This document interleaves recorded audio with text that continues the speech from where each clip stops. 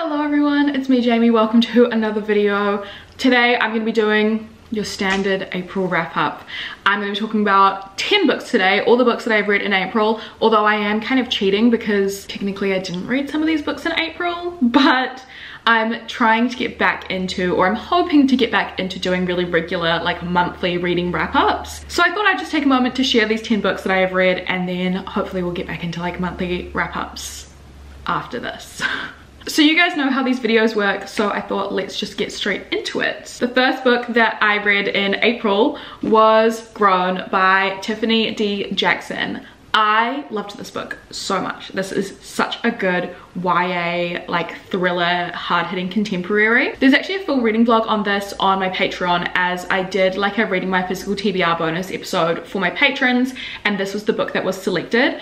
And I just had like such, I don't even want to say like an amazing time, because the subject matter of this book is so heavy and so hard-hitting, but it's so unbelievably well written. I gave this book a 5 out of 5 stars, and if you've read it, like you probably understand why. Like it's just so deserving of that. But basically in this book we follow our main character Enchanted, and she is a beautiful singer. One day she signs up for this singing competition and she gets scouted by this like really famous R&B singer called Corey Fields, and he ends up taking her under his wing and kind of being like a mentor for her and like helping her with her career. However, it's way more sinister than that. This book is very loosely based on all the incidents that happened with R. Kelly, so you can kind of imagine what kind of avenue we're going down here. This book is super dark. Like it really doesn't hold back on the subject matter, so I imagine it would be a very triggering read for some people. So I definitely would say, while I think this book is incredible, like it's an incredible piece of writing, really do some research before going in and really just be cautious before reading it. I think that is probably like the best piece of advice I could give, because it definitely doesn't hold back on like detail. But I think it's one of those novels that is so impactful and so poignant and really does talk about some really harsh truths about reality and the things that happen, especially in like show business, and especially when young girls are taken advantage of. And it really shows as well how easy it is for something like this to happen. Everything in here is just really awful, but it's just one of those books that I think is amazing. Will never read again, but like such a powerful read. So yeah, definitely a 5-star read.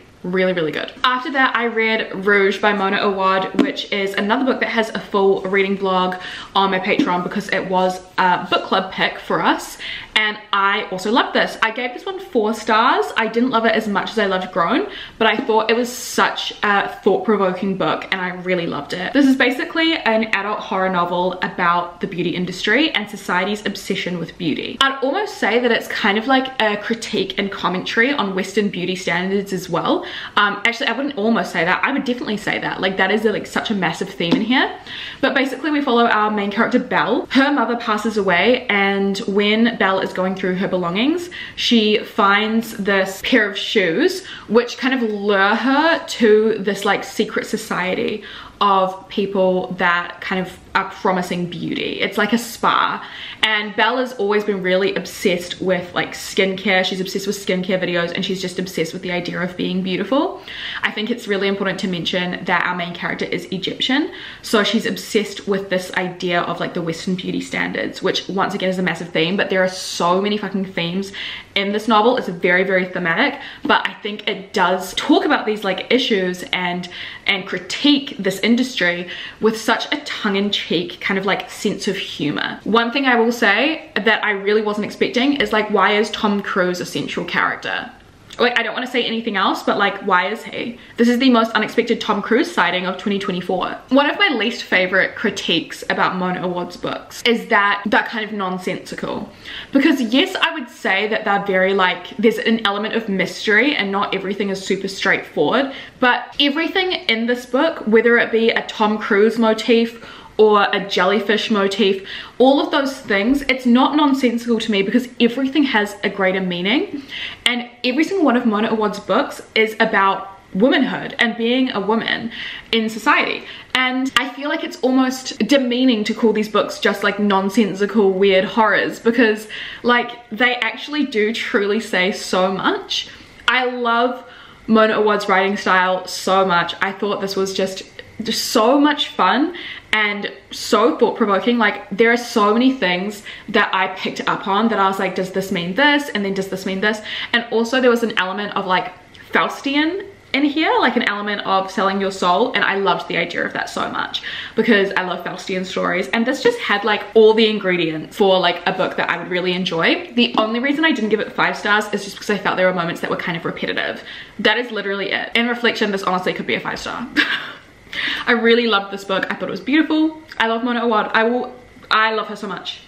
I will ride for Mona Awad till the day I die. And then the next few books I'm going to talk about, I actually have a reading vlog for. I read only blue books for a week. I think it's the most recent video on my channel. These next books I'm going to talk about briefly because they were in that video.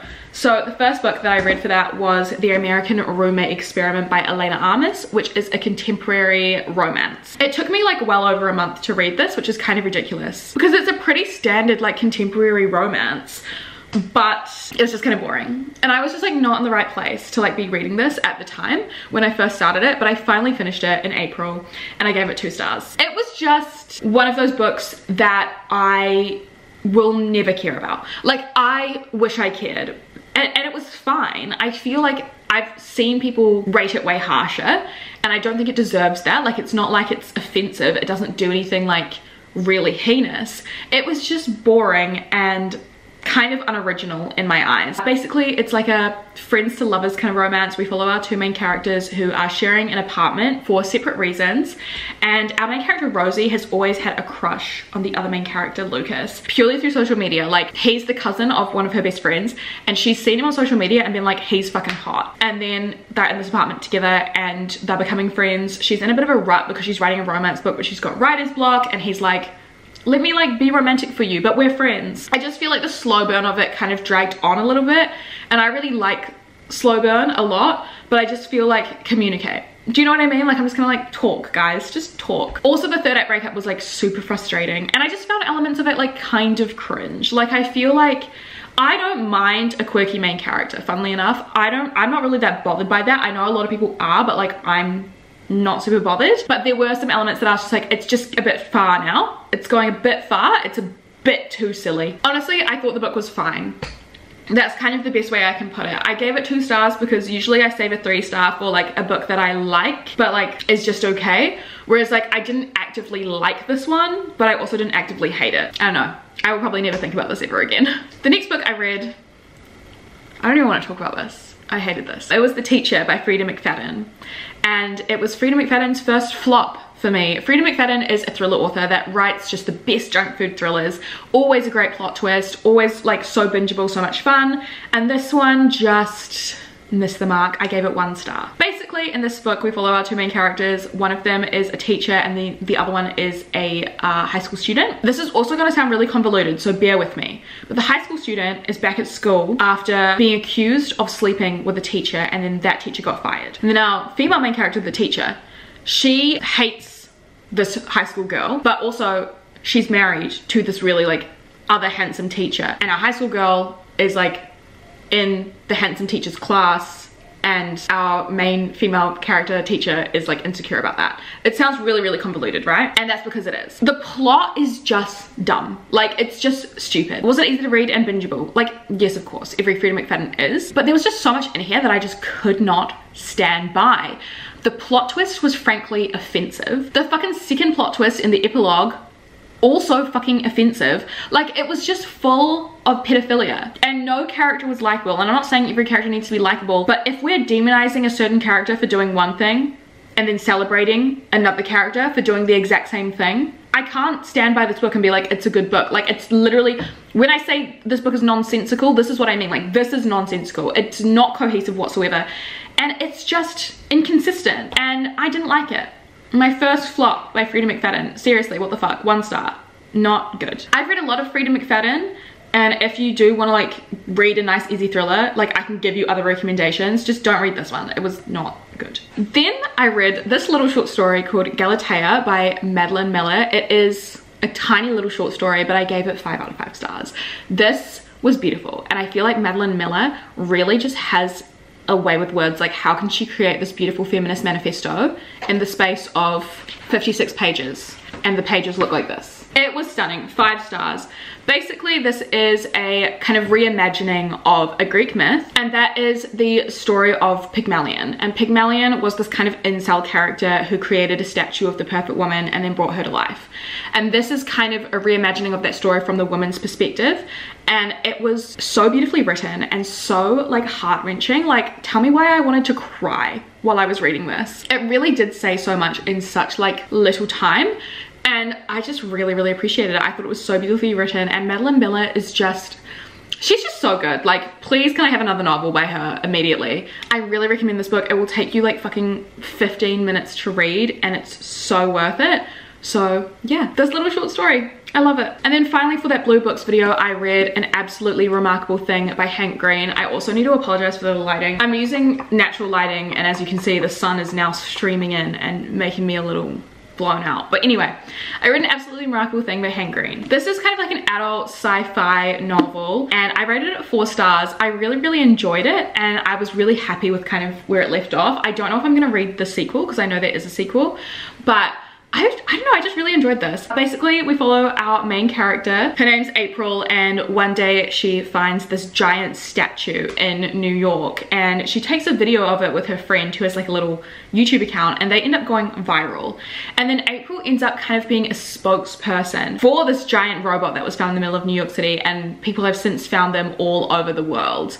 And she ends up kind of being a representative for these robots. There's also like an element of mystery, because it's like, what are these robots? Who are they? Are they aliens? What do they want from humans? Why are they here on Earth? And so much was kind of in this book that it was almost overwhelming, but by the end I was like, yeah, I really enjoyed that. It deals a lot with like the pressure of like sudden fame, and April's kind of obsession with being like the first person to be on the case, the first person to like receive this information and share it to the world. I really liked April's like progression through that, like her character progression, because at the beginning she's very like, I don't want to be famous, I don't give a fuck, and then by the end it kind of almost is like a killer for her. Like, she really needs to be famous. There's an element of like a really unlikable kind of character in here. Like, April's not the best person, and I can really appreciate that. I feel like when an author can successfully like write a novel with a pretty unlikable main character and you're still rooting for them at the end, that just requires like a lot of talent. So I have to give Hank Green props for that. Like, it was very good. And then also like the science fiction like mystery element of like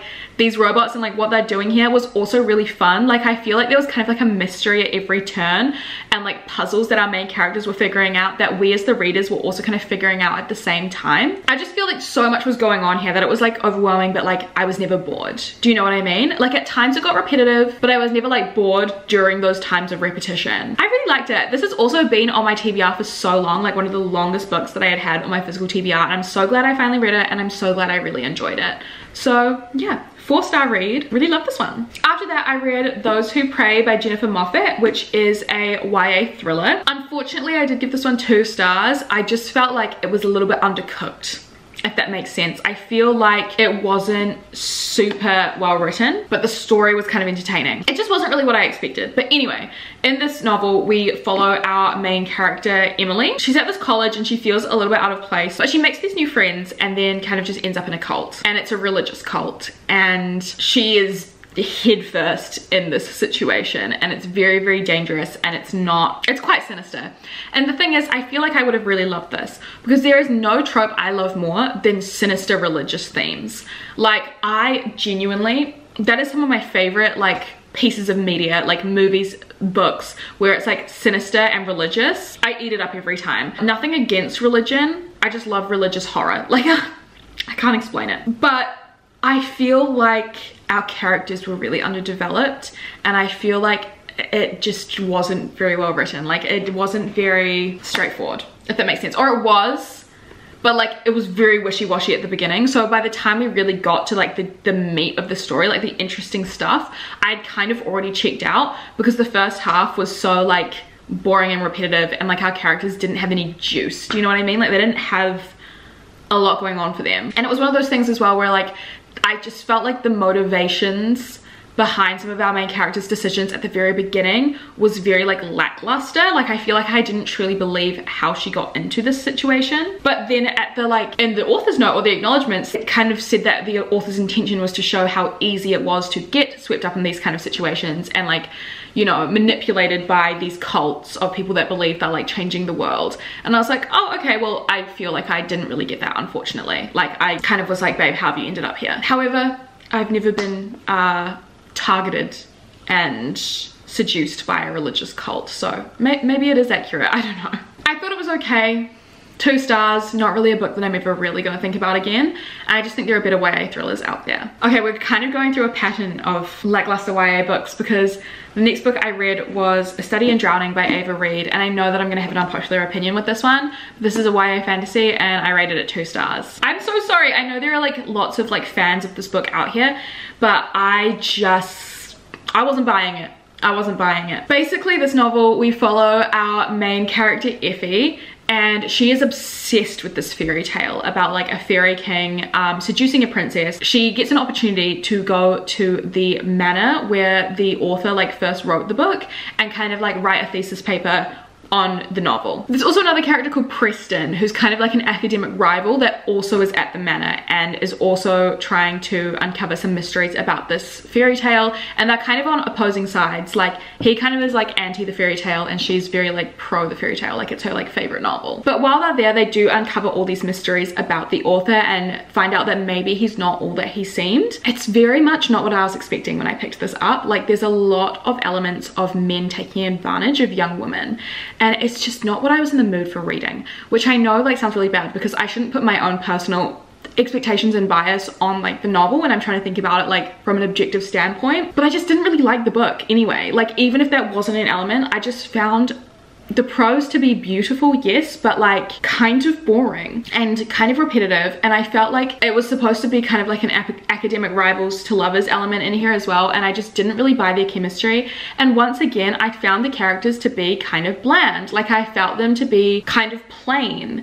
And I feel like some of the villains in this novel were so like cartoonish and unrealistic that I just couldn't like invest fully, I don't think. It just felt kind of wishy-washy to me, and I know that I am like probably very much in the minority when it comes to this because I've seen a lot of people love it. I just didn't like it that much, so I did give it 2 stars. And it's unfortunate because this was also my most recent book club pick for my Patreon, so sorry guys. Sorry about that. Okay, but we really are stepping things up with these final 2 books. The next book I read was The Fury by Alex McCallides, and this was one of my most anticipated reads for 2024, and it did not fucking disappoint. Oh my god, I loved it. I gave it 4 stars. But basically this is a thriller, and we follow our main character Elliot, and as he tells this story of a trip that he went on with his friends, one of whom is a very famous retired actress, and she owns this private island. They are on this private island and someone gets murdered, and Elliot is kind of recalling and telling us this story of everything that happened leading up to that point and the aftermath. It's so twisty. This book is so twisty. It's so full of twists and turns. One of my favorite parts about it is Elliot is very direct to reader as a narrator.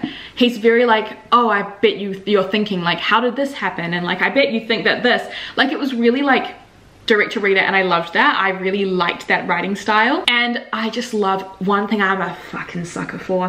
One thing I'm a sucker for is interconnected stories.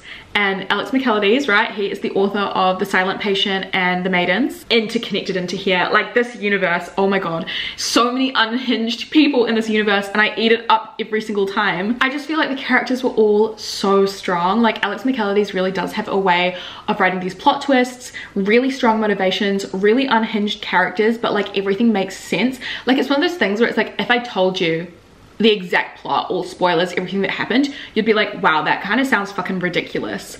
But it works. Like it really works, even if it is really absurd. What I also loved about it as well is that Elliot is a playwright, so with his very like direct to reader storytelling, it's really hard to figure out like what's dramatized, what's real, and really kind of like speculate about that, and that just makes for like a really interactive reading experience, if that makes sense. Like I really enjoyed that element and having to like use my brain a little bit harder and be like, okay, like, well, what can I count on being real and what can I count on being like his version of the story for this like dramatic I don't know, piece of storytelling. It was so fun, and I really love Alex Michaelides, and I need him to release books faster because I eat them up. I love him, and this was no exception. Honestly, I'm kind of like, this should be a 5-star. Every single book that he's written should be a 5-star, and I'm just a harsh critic and I'm giving them 4, but they should be 5. Love you, Alex. Loved The Fury, so good, really didn't disappoint. And then the final book that I have to talk about in this video is The Graham Effect by Elle Kennedy. This is Elle Kennedy's first book in a new series, which I'm pretty sure it's going to be called The Campus Diaries, but oh my god, it's basically a next generation series from the Off-Campus Briar U series. So obviously I was gonna eat this the fuck up, and I rated this 4 stars. It did not disappoint. It was really fun, really good, really nostalgic, even though it came out last year, but like it just had those really nostalgic like Briar U, like off-campus feels, and I loved it. It was so good. But basically we follow our 2 main characters, Gigi Graham, who is the daughter of Garrett and Hannah from The Deal, and Luke Ryder, and they're both hockey players. And basically they are enemies. They had like this really like not great encounter when they were much younger, when they were like 15, but now they're at the same college, and both of them are in need of something from each other. So they decide to like team up and like help each other out with their hockey and their respective like issues within hockey.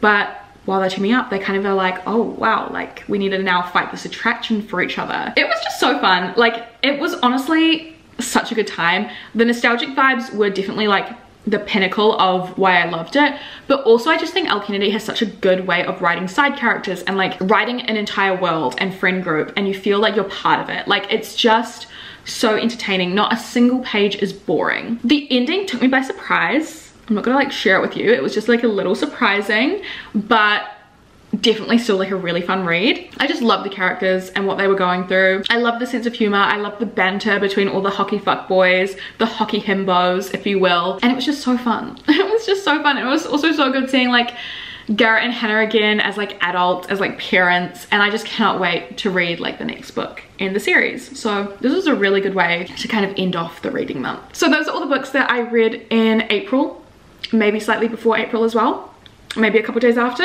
But I really hope you enjoyed this video. Let me know what your favorite book that you read in April was, and let me know if you agree or disagree with any of my opinions. I love a healthy debate. But yeah, thank you so much for watching, and I promise I have a lot of videos coming out soon.